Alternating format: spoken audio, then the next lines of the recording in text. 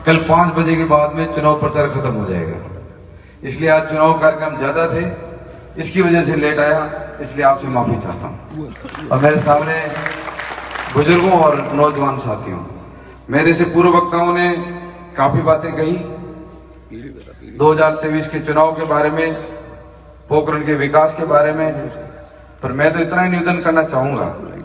जब मैं पहली बार 2008 के अंदर जब यहाँ परिसमन हुआ, पोखरण नई विधानसभा बनी, तो आप लोगों ने मुझे पहला विधायक बनने का भी सौभाग्य दिया और उसके बाद में आप लोगों के आशीर्वाद से 2018 के अंदर दूसरी बार मुझे उम्मीदवार बनाया।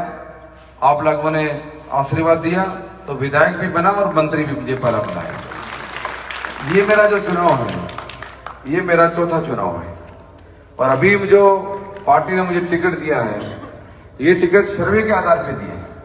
अभी पार्टी ने सर्वे करवाया, जनता से राय शुमारी की कि पोखरण के मतदाता किसके लिए कांग्रेस पार्टी के लिए उम्मीदवार बनाना चाहते हैं। तो पोखरण के जनता ने ज्यादातर राय शुमारी दी, वो मेरे नाम के दी, उसी की वजह से मुझे टिकट मिला। तो ये टिकट मेरा नहीं है, ये टिकट आप लोगों का है। मैं तो इतना ही कहना चाहूंगा कि मैंने सबका सम्मान किया है, आदर किया है, किसी का अहद नहीं किया है और मेरा हमेशा एक ही दे रहा है कि हमारा पोखरण किस प्रकार से आगे बढ़े, पोखरण का विकास किस प्रकार से हो।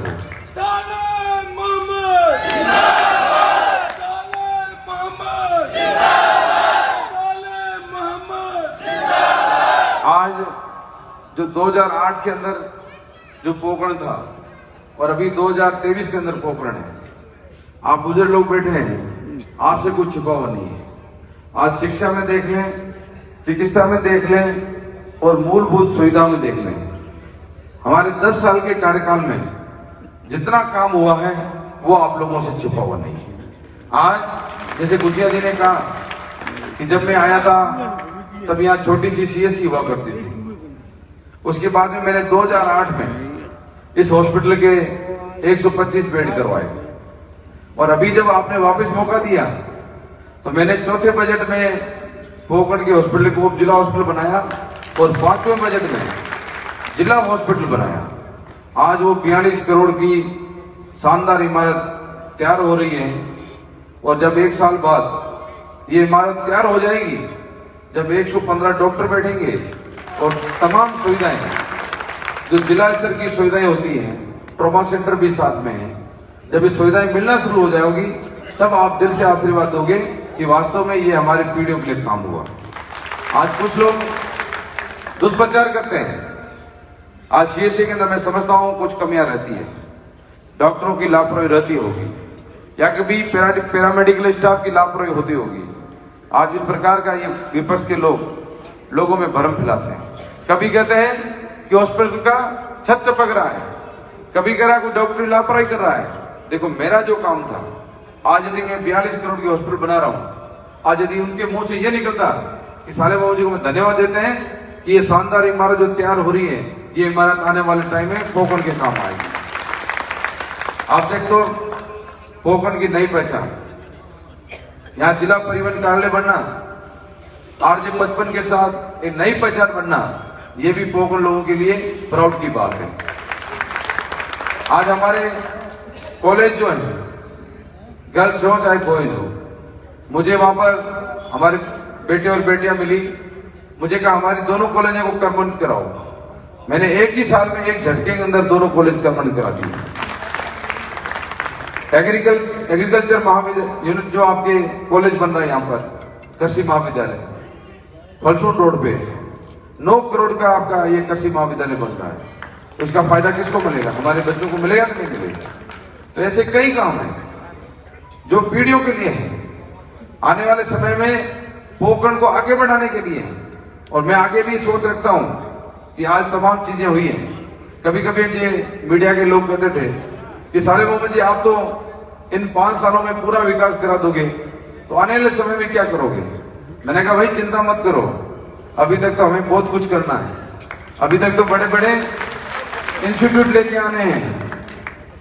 तो मैं कहना चाहूंगा कि मैं चाहता हूं कि आने वाले समय के अंदर जो तमाम काम हुए हैं वो आपके सामने हैं, पर आने वाले समय में यहाँ पॉलिटेक्निकल कॉलेज हो, इंजीनियरिंग कॉलेज हो, नर्सिंग कॉलेज हो, यहाँ शानदार टाउन हॉल हो और तमाम ऐसी सुविधाएं हो जो पोखरण के विकास के लिए चार चांद लगाने वाले काम आए, वो तमाम विकास के काम कराने का मैं प्रयास करूंगा। इसलिए मेरे पास जो मैंने जो अपनी अलग से जो बना रखा है घोषणा पत्र, उसमें तमाम चीजों को मैं आप लोगों को दूंगा अलग से, और मैं वादा करता हूं उन चीजों पर मैं खरा उतरूंगा और आने वाले समय में आप देखेंगे कि पोखरण राजस्थान के अंदर नंबर 1 बनेगा। अभी आपका ये टूरिस्ट से जोड़ने के लिए 2 बार मैंने फेस्टिवल कराए, 2 बार। मरु मेला जो हुआ यही बीजेपी के लोग कहने लगे, नगर पालिका का सहयोग भी नहीं था, नगर पालिका के बिना सहयोग के मैंने सभी लोगों से अपनी ओर से निवेदन करके यह फेस्टिवल शानदार कराया। किसके लिए कराया? पोखरण की जनता के लिए कराया, ताकि हमारे पोखरण में टूरिज्म बढ़े, यहाँ के लोगों को लाभ मिले। ये आपका सालम सागर तालाब आज पानी आना बंद हो गया उसमें, पर मैंने इसके लिए अलग से तैयार कराया। 8 करोड़ की लागत से आपके सालम सागर को मैं शानदार बिल्डिंग की आपका तालाब तैयार हो जाएगा। हमारे बुजुर्ग युवा साथी माताएं बहनें जब वो सालम सागर जाएगी तो वास्तव में जिस प्रकार से हमने तैयार किया आर्किटेक्चर का नक्शा उस ट्रेस के हिसाब से बन जाएगा, तो आपको वास्तव में लगेगा कि टूरिस्ट जोड़ने के लिए एक हमारा ये दूसरा कदम होगा। तो ऐसे कई आपके रामदेश्वर तालाब, वहां पर मेरे 1.5 करोड़ के विकास कार्य हो रहे हैं। तो आज जब वो काम चल रहा है, तैयार हो जाएगा, विकास के काम हो जाएंगे, तो वहां जाने वाले लोगों को उसका लाभ मिलेगा।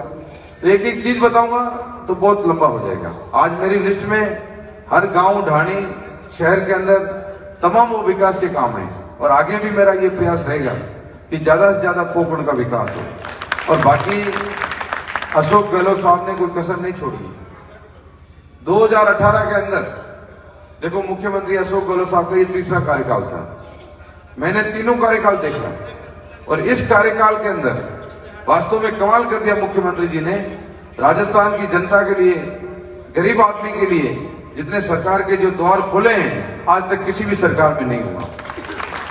देश की आजादी के 70 साल बाद आज आप उनकी योजनाएं देखो, उनकी सोच देखो, उनकी नीतियां देखो, एक एक चीज उठा के देखोगे तो सीधा गरीब को फायदा देने वाली योजना है। सीधा आज 100 यूनिट बिजली फ्री, आज तक किसी सरकार में हुई क्या? आज 80% लोगों के बिजली के बिल 0 आ रहे हैं। कई लोग मुझे मिलते हैं कि साहब मेरा बिजली का बिल नहीं आ रहा है। आज फ्री राशन मिल रहा है, 25 लाख का चिन्ह बीमा मिल रहा है, 10 लाख का दुर्घटना बीमा मिल रहा है। अब हम आपको आगे कह रहे हैं कि हमारी जो योजनाएं चल रही है वो तो आपके सामने पड़ी हैं, और आगे आने वाले समय के अंदर आप राजस्थान में और पोखरण में कांग्रेस को पार्टी को समर्थन दोगे तो आपके लिए हम 7 गारंटियां लेके आए। 7 गारंटी। ये गारंटियां हमारी अशोक गहलोत साहब की। हमारी कथनी और करनी में फर्क नहीं है। 10 MRC की योजनाएं चल रही है, और जब ये 7 गारंटियां धरातल पे आ जाएगी तो मैं समझता हूं गरीब के लिए किसी प्रकार की कोई कमी नहीं रहेगी।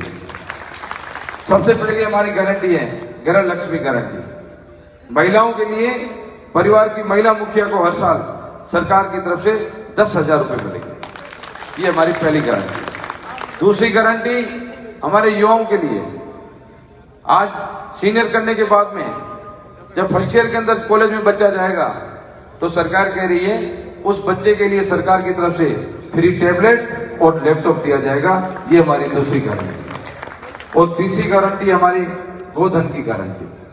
आज ये बीजेपी के लोग गाय के नाम से राजनीति करते हैं, ओछी ओछी बातें करते हैं, पर आप आंकड़े उठा के देख लो, जितना काम अशोक गहलोत सरकार ने गायों की सेवा के लिए पैसा दिया है, इतना पैसा आज तक किसी भी बीजेपी के मुख्यमंत्री ने नहीं दिया।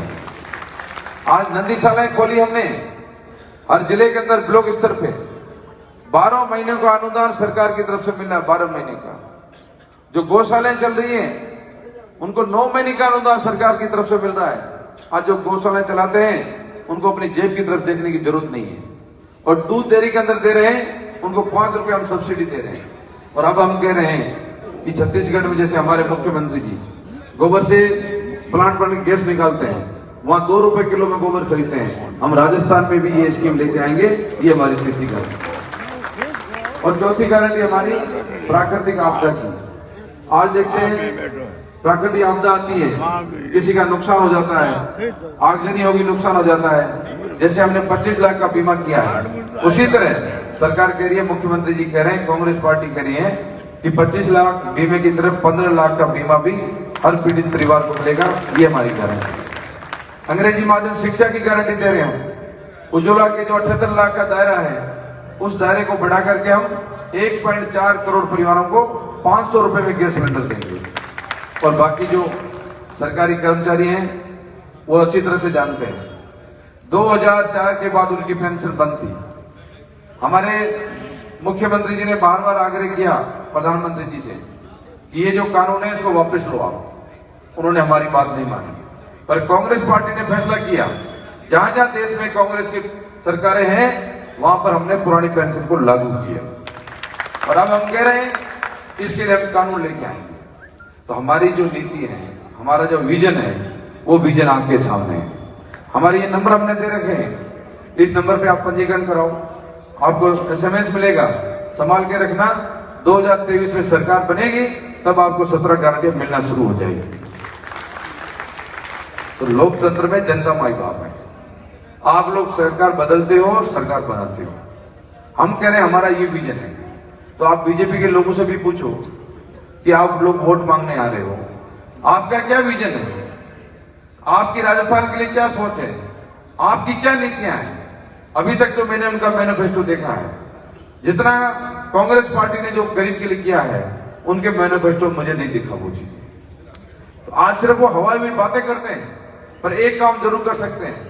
यदि हमारे हाथ से कोई गलती हो गई तो जो आज 100 यूनिट बिजली फ्री मिल रही है, या राशन फ्री मिल रहा है, जो इलाज फ्री मिल रहा है, 25 लाख का बीमा फ्री मिल रहा है, ये बंद कर सकते हैं। इसके अलावा ये कुछ भी नहीं कर सकते। अब हम ये भी कह रहे हैं हमारे मैनिफेस्टो में कि जो 25 लाख का आपका चिन्ह बीमा है उसकी राशि बढ़ाकर हम 50 लाख रुपए कर रहे हैं।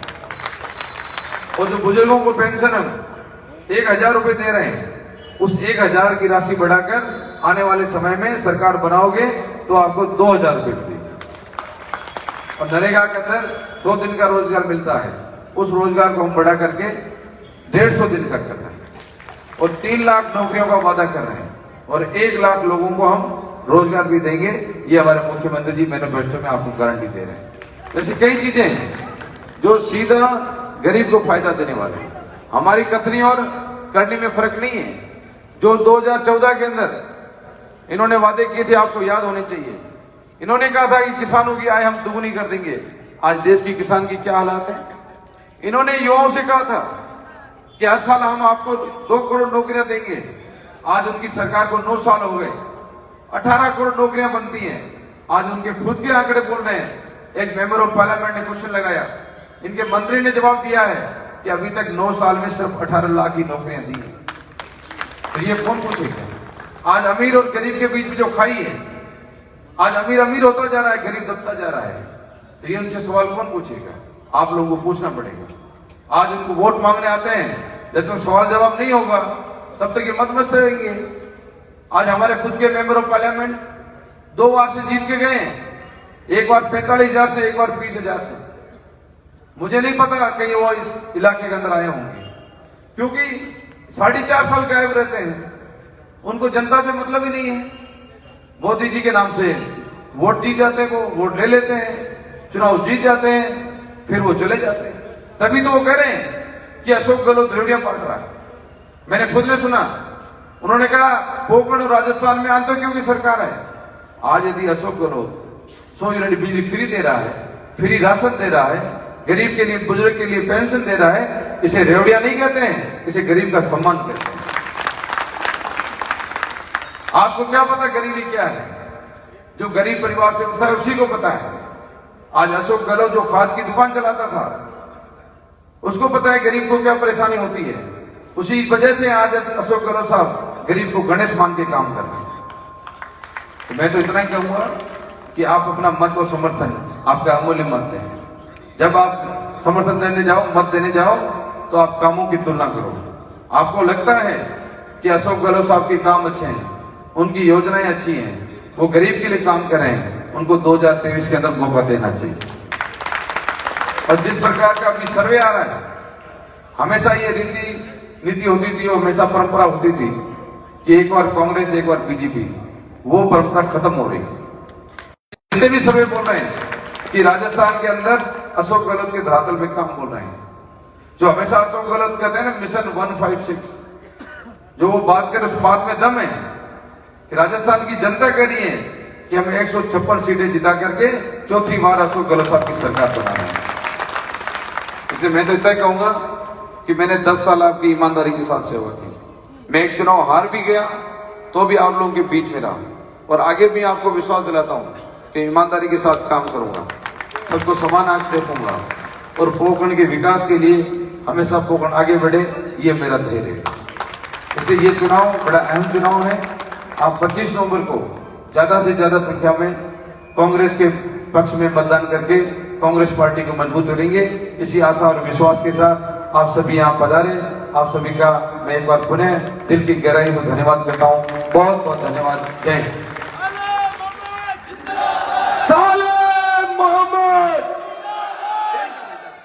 एक मिनट मूलचा रंगा से मेरा निवेदन है, कोई कविता पर लाए एक लाइन में, उसके बाद